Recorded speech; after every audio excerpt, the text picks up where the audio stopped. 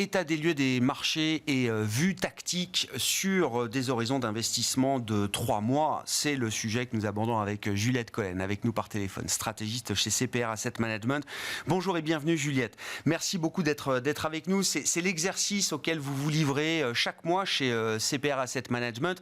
Ajuster des vues tactiques de marché, des scénarios tactiques de marché sur des horizons 3 mois. Ces scénarios sont mis à jour chaque mois. Juliette, la dernière mise à jour date de fin mai.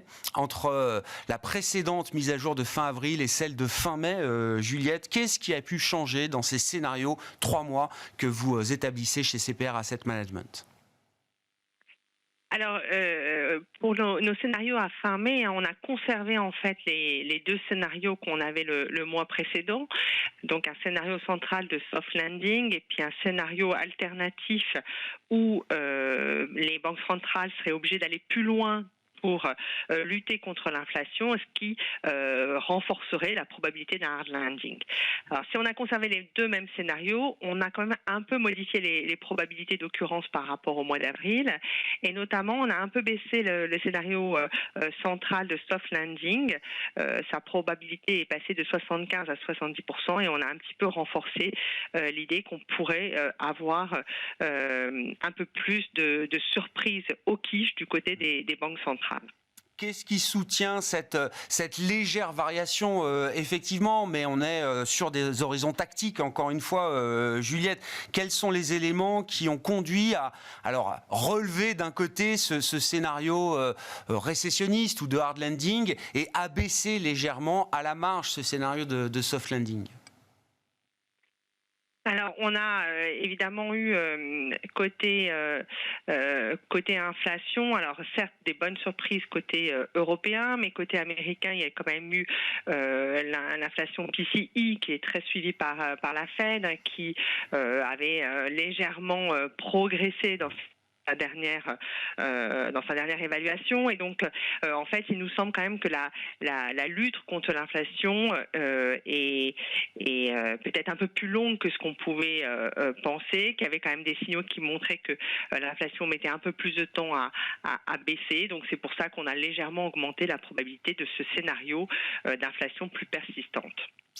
Est-ce que du point de vue de la Réserve fédérale américaine, et je rappelle que la réunion prochaine se tiendra les 13 et 14 juin, dans une semaine maintenant, Juliette, avec une publication à venir qui sera la marque d'inflation pour le mois de mai, qui sera publiée en début de semaine prochaine, juste avant la décision de la Réserve fédérale américaine. Du point de vue de la Fed, est-ce que c'est simplement une question de temps, l'idée de la pause, ou est-ce que la question du niveau de restriction monétaire qui est déjà atteint, 500 points de base de hausse de taux en 14 mois à peine, on le rappelle, Juliette, est-ce que cette question-là est encore une question ouverte pour la Fed ? Alors, nous, c'est vrai que dans notre scénario central, on voit donc une pause de la Fed, et une pause, on va dire, durable. Et puis, dans notre scénario un peu adverse, on voit la Fed marquer une pause en juin, mais la question pour juillet serait potentiellement réouverte. On aura donc plus de chiffres d'inflation. Donc, on aura bien évidemment l'inflation de mai, mais on aura aussi en juillet l'inflation de juin. Et donc, c'est uniquement dans un scénario adverse qu'on verrait la Fed réaliser un mouvement supplémentaire en juillet. Le prochain meeting, le meeting de juillet se tiendra les 25 et 26 juillet pour la Réserve fédérale américaine, Juliette.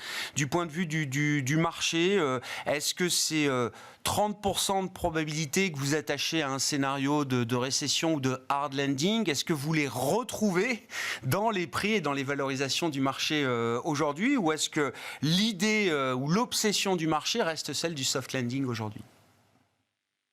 Alors, il nous semble que quand même le marché oscille entre quand même le scénario de soft landing et le scénario de récession, et c'est vrai que en fonction des données entrantes, il y a eu beaucoup de volatilité côté obligataire, on l'a vu la semaine dernière. C'est vrai que l'ISM service qui est sorti en forte baisse pour sa dernière évaluation a quand même conduit les taux à rebaisser. Et c'est vrai que côté marché du travail, on a aussi des enquêtes qui sont assez volatiles et assez difficiles à lire. Que ça soit du côté de la dynamique des enquêtes de conjoncture ou de la dynamique du marché du travail, on a quand même très peu de visibilité aux États-Unis et des indicateurs qui sont vraiment parfois en contradiction très, très nette. Ce qui est fascinant, c'est que effectivement, ces données un peu contradictoires, on les retrouve beaucoup dans les mouvements de taux, dans les mouvements de la courbe obligataire qui s'ajustent assez rapidement dans un sens, dans un autre. Pour les marchés actions, c'est beaucoup moins visible d'une certaine manière. Juliette, je le notais, le VIX est passé sous les 15 ces dernières heures.